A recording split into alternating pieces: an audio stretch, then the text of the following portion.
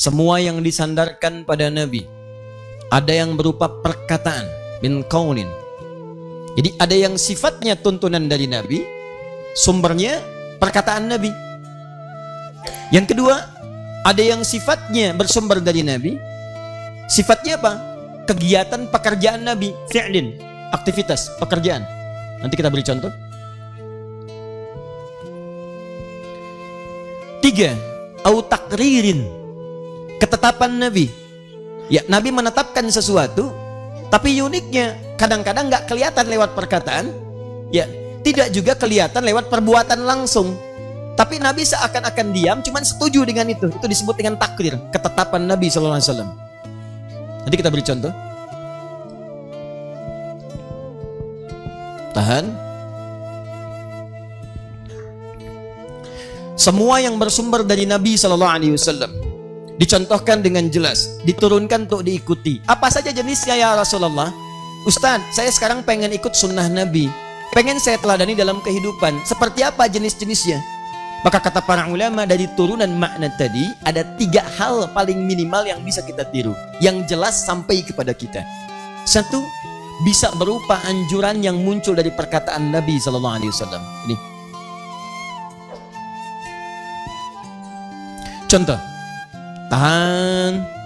Nabi pernah menyampaikan, kalau Rasulullah SAW, man kana yu'minu billahi wal yaumil akhir falyakul khairan aw liyasmut. Siapa yang merasa beriman, yakin dengan Allah, wal yaumil akhir, dan dengan hari akhir, hari kiamat, dia akan pulang, akan dihisab, akan ditanya oleh Allah. Maka di antara perilakunya, dia mesti punya persiapan sebelum ditanya, dihisab. Lihat baik-baik. Falyakul khairan, katakan yang baik-baik, au liyasmut, atau diam. Nabi langsung mengatakan, kalau Anda merasa beriman, yakin akan pulang, maka mulai hari ini katakan yang baik, kalau nggak bisa diam. Nabi sendiri yang mengatakan, katakan yang baik, kalau nggak bisa diam. Katakan yang baik, kalau nggak bisa diam. Nabi mengatakannya, memberikan pesan dalam bentuk anjuran, sifatnya perkataan. Ketika terang kepada Anda informasinya, jelas nih, oh jalan hidup Nabi itu ikuti anjurannya, katakan yang baik-baik. Kalau nggak ada yang baik, diam. Diam. Ada respon sesuatu, respon dengan baik. Tidak bisa merespon dengan baik, diam. Tahan. Cari cara yang terbaik untuk meresponnya. Ketika Anda mengikuti itu semua, maka Anda sedang mengikuti sunnah Nabi SAW dalam bentuk yang pertama, segala perkataan Nabi SAW. Paham sampai sini? 1. Jadi kalau ada orang yang dalam hidupnya senang dengan perkataan yang tidak baik, senang mencela orang, senang menuduh orang lain, senang menghina orang lain, saya mau tanyakan, ikut sunnah Nabi atau tidak? Saya ulang, ikut sunnah Nabi atau tidak? Antum ikut taklim, ikut pengajian. Pengajiannya misalnya Ustadz Adi Hidayat. Begitu antum datang ke taklim Ustadz Adi Hidayat, saya katakan, ini taklim, ingat ya, taklimnya taklim Quran, taklimnya taklim sunnah. Tapi pulang-pulang dari pengajian saya, antum senang mencela orang. Antum ikut sunnah bukan? Antum ikut sunnah tidak?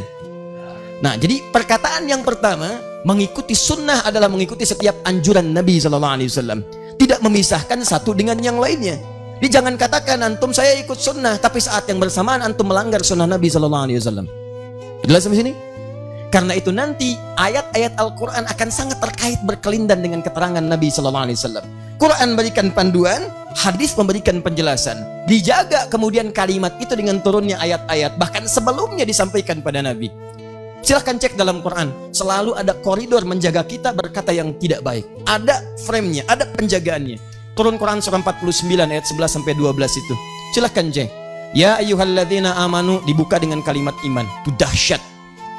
Tahu dahsyat? Sudah pernah saya contohkan dulu. Ada sebelah sini. Baik ya. Dahsyat teman-teman. Setiap ada kalimat di Quran, ayat di Quran dibuka dengan kata iman, ingat hukum tafsirnya. Maka informasi yang disampaikan akan sekaligus menjadi indikator tingkat keimanan kita. Ingat baik-baik kalimat ini ya. Kalau ada ayat dibuka di dalam Quran, dibuka dengan kalimat iman, apapun jenisnya, mau isim, mau fi'il kata kerja, isim kata benda, noun atau verb, tetap akan menentukan indikator tingkat keimanan kita. Misal, ada yang sifatnya perintah, ada juga yang larangan. Kalimat iman pertama di Quran Al-Baqarah ayat 3. Alladzina yu'minuna bil ghaib wa yuqimunas shalah. kalimat sholat dibuka dulu dengan iman. Ketika kalimat sholat dibuka dengan iman, kata para ulama, maka amalan sholat sekaligus menjadi indikator tingkat keimanan pelakunya. Kalau Anda sedang semangat sholat, Anda semangat, Allahu Akbar, datang sebelum adzan ke masjid, malam bangun tahajud, rawatib ditunaikan, sunnah-sunnah yang lain dikerjakan, ini menunjukkan posisi iman Anda sedang kuat. Tinggi iman Anda, kuat. Tapi kalau saat-saat tertentu kemudian turun kemalasan, bahkan levelnya menurun drastis. Kalau dulu belum dengar adzan sudah ke masjid, sekarang dengar adzan itu sudah tidak karuan. Allahu Akbar. Kecilin dong volumenya. Allahu Akbar. Iya tahu, sebentar. Keluar kalimat-kalimat yang seakan-akan ada penolakan secara halus, ataupun seakan-akan tidak sepakat dengan itu semua. Padahal kebiasaan itu sebelumnya tidak ada. Maka ini menunjukkan iman Anda sedang lemah di dalamnya. Turun. Ini sederhana kaidah hadisnya, al-imanu yazidu wa yantaqis. Yazidu bit ta'ah wa yantaqis bil ma'siyah. Iman itu naik turun, naik koridornya itu bisa dikatrol, dinaikkan dengan banyak mengerjakan amal soleh. Mafhum mukhalafahnya, kalau Anda berbuat amal soleh, maka iman Anda sedang naik di atas. Wa yantaqisu bil ma'siyah, dan dia hanya akan turun dengan mengerjakan maksiat. Artinya kalau Anda mulai malas dalam ibadah, imannya sedang turun. Apa penyebabnya? Mafhum mukhalafahnya, Anda banyak mengerjakan maksiat. Cek. Kalau Anda sedang malas ibadah, coba tanyakan pada diri Anda, maksiat apa yang Anda kerjakan sebelum itu? Pasti itu korelasinya ada. Nah, sekarang sisi yang lain adalah sisi larangan. Ada ayat-ayat larangan dibuka dengan kalimat iman. Ya ayyuhalladzina amanu, hei orang-orang yang merasa beriman. Bahkan pakai ya disebutkan 360 kali dalam Al-Quran. Bahkan setelahnya ada ayyuha disebutkan 150 kali dalam Al-Quran. Tidak pernah ya bersanding dengan ayyuha kecuali menunjukkan makna taukid dan haknya tanbih. Taukid penegas, tanbih peringatan. Seakan-akan Allah ingin katakan, hei orang-orang yang merasa beriman. Ya, harfun nida. Ingat baik-baik, harfun nida ada 14, tapi di Quran selalu disebutkan dengan menggunakan ya. 360 kali disebutkan dalam Al-Quran. Kenapa disebutkan ya? Kata para ahli lughah, para ahli bahasa, karena hanya huruf ya yang paling fleksibel, yang mencakup semua fungsi huruf-huruf panggilan nida. Kalau Anda mau manggil, bisa pakai wa, bisa pakai ayah, bisa pakai a, bisa pakai ya. Tapi kenapa pakai ya? Karena semua fungsi ini bisa terwakili. Di Arab kalau Anda sedang susah, ya kesulitan minta tolong, itu biasanya pakai wa. Wa Muhammad, tolong saya Muhammad. Tapi ya bisa digunakan. Mau manggil yang dekat, biasanya pakai A. Ada depan kita namanya Asep, mau dipanggil A, Asep. Ya? Tapi gimana kalau Agim Ustadz? Sama, A, Gim. Datang, panggil, minta pendapat dan sebagainya. Ya, kalau jauh, pakai ayah. Ada Saleh di jauh, saya pengen panggil ayah, Sayyid Saleh. Ayah, pakai ayah. Tapi kalau Anda ingin menggunakan satu huruf saja yang singkat, boleh Anda panggil dengan ya. Ya, ya Sayyid Saleh, ya Sayyid Hussein, ya Sayyid Ahmad, pakai ya. Minta tolong, ya Fattah. Di belakang, tolong datang ke sini, ta'alilah huna. Ya, sangat fleksibel. Ya, kalau mau cepat, Anda sedang di Arab, bingung, mau minta tolong pada siapa? Sebut di antara huruf-huruf turunan. Kalimat-kalimat yang mirip. Muhammad, Ahmad, Mahmud, Hamuda. Melihat semua pada Anda. Silahkan cek, Anda sedang susah, ya Muhammad, nengok semua. Itu paling gampang.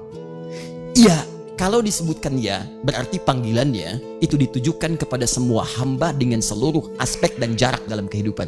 Seakan-akan Allah ingin katakan, ya ayyuhalladzina amanu, hei, saya tegaskan ya, dan saya peringatkan kepada orang-orang yang beriman. Saya tidak peduli apakah saat engkau mengaku beriman sedang jauh dari saya, dekat dengan saya, ataupun menengah jaraknya dengan saya, dekat banyak berbuat amal soleh, menengah amal solehnya standar, atau sedang merasa jauh karena banyak berbuat salah dalam kehidupan. Saya tidak peduli, sepanjang kalian masih merasa punya iman, saya tegaskan dan saya peringatkan, la yaskhar qaum min qaum, jangan saling mencela.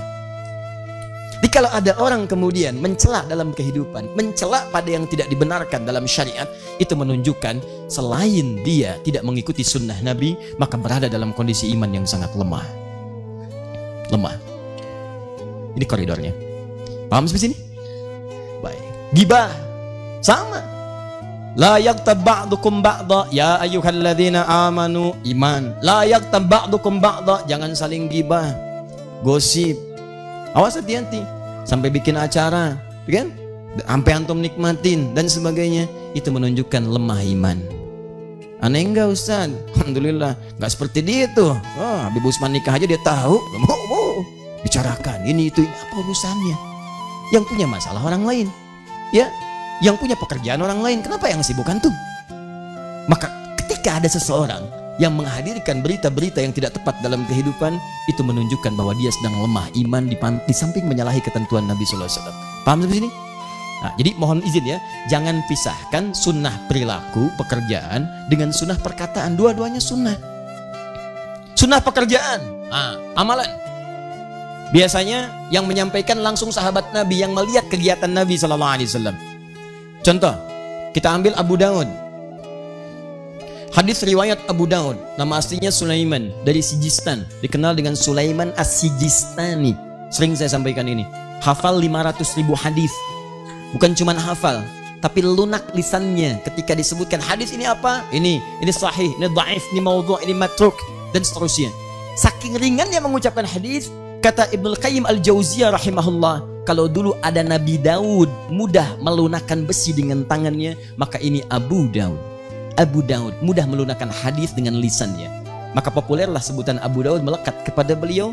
Kemudian beliau menuliskan menuliskan hadis-hadis Nabi dihimpun dalam bentuk formulasi kitab-kitab fikih.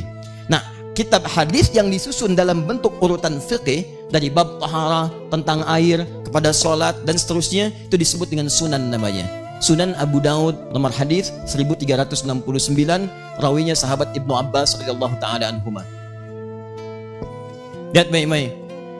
Karena Rasulullah sallallahu alaihi wasallam, kata Ibnu Abbas radhiyallahu taala anhuma, ketika menginap di rumah bibinya Sayyidah Maimunah, kemudian beliau mengamati tidurnya Nabi sampai bangun dari tidurnya. Kata beliau, karena Rasulullah sallallahu alaihi wasallam, adalah kebiasaan Rasulullah sallallahu alaihi wasallam, idza staiqadha min naumihi, kalau bangun dari tidurnya, fajalasa, tidak langsung beraktivitas, duduk terlebih dahulu.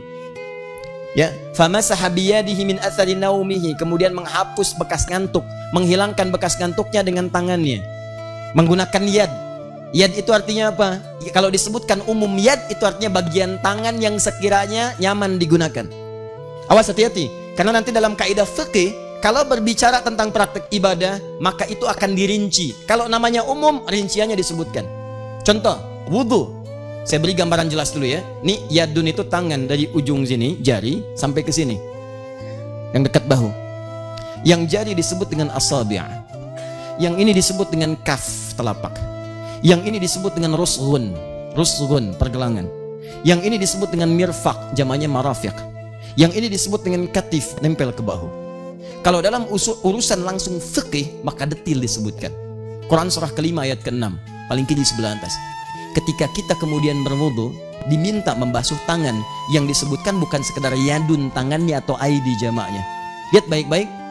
Wa aidiyakum ilal marafiq. Marafiq jamak dari mirfaq, disebutkan jelas. Anda ingin berwudu, setelah membasuh kemudian wajah, kata Allah dalam Al-Quran, teruskan kemudian tangan sampai siku. Dari tangan ke siku, ambil airnya sampai siku, jelas. Lebih sedikit, melebihkan sedikit, tidak ada masalah. Tapi batas utama, siku, disebutkan langsung. Baik, yang paling menarik sama dalam bab salat misalnya. An-Nasai nomor hadis 886.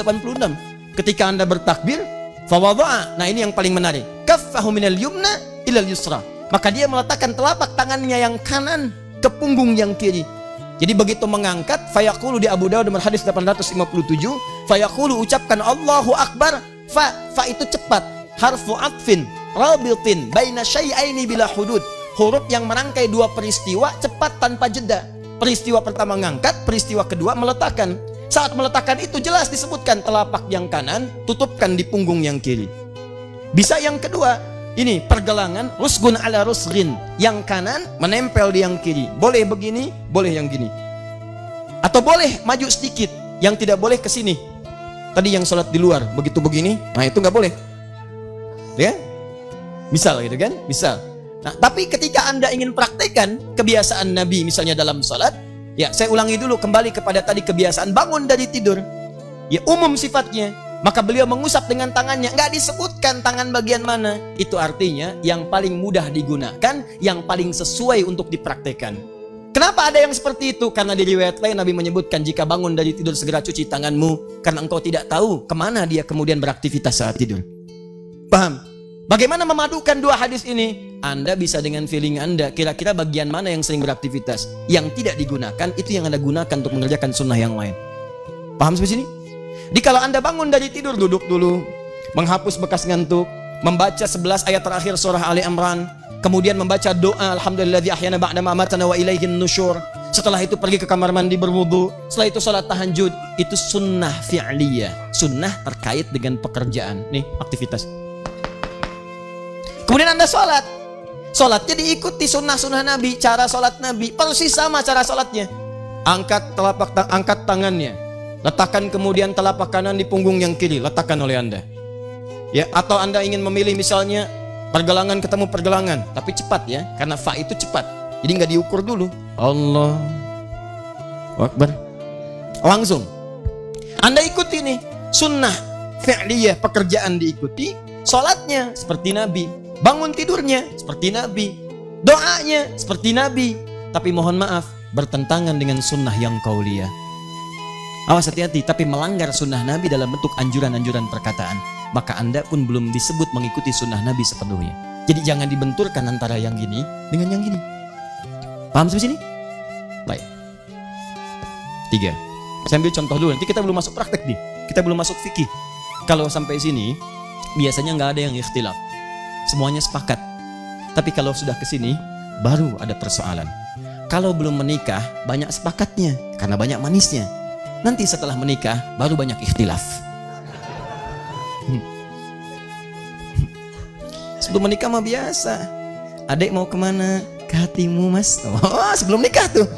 Habis nikah, Pak mau kemana? Mau tahu aja. Oh, lain. Nih, terakhir. Ini qaul, ini fi'il, ini takrir. Ini pernah saya sampaikan di sini. Satu kali Nabi SAW kemudian mohon izin duduk dengan para sahabat, diantaranya sahabat Khalid bin Walid radhiyallahu taala anhu. Saya pernah kisahkan berapa kali di sini. Saat kemudian sedang duduk itu menerima hidangan, tiba-tiba dihidangkan dab kepada beliau. Ya, daging dari hewan mirip-mirip biawak tapi bukan biawak, karena dia ada di wilayah Sahara, ya padang pasir. Tangkap, dihidangkan, kemudian disajikan kepada Nabi. Begitu disajikan, ini masalah. Nabi ngomentari enggak ada perkataan dari Nabi. Ya Khalid, halal, makan nih. Enggak. Ya Khalid, haram, kenapa dihidangkan di sini? Tidak. Nah, yang kedua, Nabi pun tidak menyentuhnya. Enggak ada aktivitas pekerjaan Nabi kepada makanan itu. Nabi enggak ngambil, langsung dimakan. Atau Nabi tidak menolak seperti ini, enggak ada. Tapi Nabi mendiamkan. Didiamkan oleh Nabi. Nah, diamnya Nabi terhadap sesuatu, kemudian kita lihat direspon kemudian oleh Khalid bin Walid radhiyallahu taala anhu. Dimakan oleh Khalid, dinikmati di depan Nabi, dan Nabi tidak melarangnya.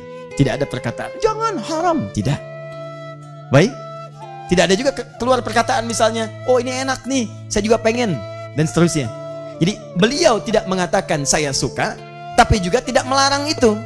Nah, maka dalam kaidahnya disebutkan, ini yang disebut dengan sunnah takririyah, ketetapan Nabi SAW yang membolehkan itu dilakukan, walaupun Nabi tidak menikmatinya. Nabi tidak mengerjakan itu, tapi itu masih boleh dilakukan. Itu yang disebut dengan sunnah takririyah, ketetapan yang dihasilkan dari diamnya Nabi SAW pada satu peristiwa. Dalam kaidah usul fikih nanti diambil dan dipraktekkan dalam rumusan fikih. Kalau ada suatu peristiwa yang berkaitan dengan takrir, maka itu pun disebut bagian dari sunnah Nabi SAW yang dibenarkan secara hukum. Sunnah. Nah. Alhamdulillah. Muncul pertanyaan, Ustaz, kalau sunnah, kan kenapa Nabi nggak makan? Bukan masalahnya Nabi nggak makan. Prinsipnya adalah bagi Nabi, kalau ada daging kambing, kenapa mesti makan dab? Kalau masih ada ayam, kenapa mas makan dab? Jadi ini masalah hobi saja. Ini yang saya makan, itu yang tidak saya makan. Lantas, Allah, kenapa Khalid makan dab? Kan masih ada kambing. Bukan nggak hobi kambing. Khalid itu kan orang lapangan. Beliau itu komandan, jenderal lapangan, sering bertempur. Orang bertempur perginya kemana? Ke medan tempur. Jarang-jarang dapat kambing guling. Silakan cek. Mau kambing bakar, kambing guling, ayam lepas, ayam ini, ayam itu, nggak akan didapatkan. Jarang. Karena itu beliau mesti mengklarifikasi kepada Nabi, kalau nanti saya di medan perang tidak mendapatkan kambing ini, tidak mendapatkan hewan yang biasa dimakan, yang ada cuman ini, kira-kira ini halal enggak? Dicontohkan oleh beliau. Kalau tidak diklarifikasi, kesulitan nanti. Kambing nggak ada, dob susah, syubhat nih, tinggalin aja, syubhat. Pada nggak makan. Begitu nggak makan sama sekali, musuhnya katakan gak usah diserang, ntar juga lemas sendiri, mati. Repot. Ini yang kemudian menjadi pandangan hukum di kemudian hari bagi orang-orang yang punya profesi serupa. Kita punya pasukan khusus. Ada Denjaka, ada Mawar, kan? Pasukan yang Kopassus. Ya, ada Paskas, ada pasukan Katak, ada Taifib dan sebagainya. Masuk mereka kemudian perang. Kita punya teori perang gerilya. Masuk kemudian ke hutan. Gak ditemukan yang seperti tadi. Kemana? Ke hutan. Ayo, sunnahnya kambing guling. Nyari kambing. Susah. Yang ada hewan-hewan seperti tadi. Maka dimunculkanlah kemudian peristiwa-peristiwa tadi untuk menginspirasi di kemudian hari jika ada kejadian yang serupa. Tapi poinnya adalah, jika terjadi yang seperti didiamkan peristiwanya, maka ini yang disebut ketetapan Nabi SAW yang dibenarkan dalam kerangka sunnah. Paham sampai sini?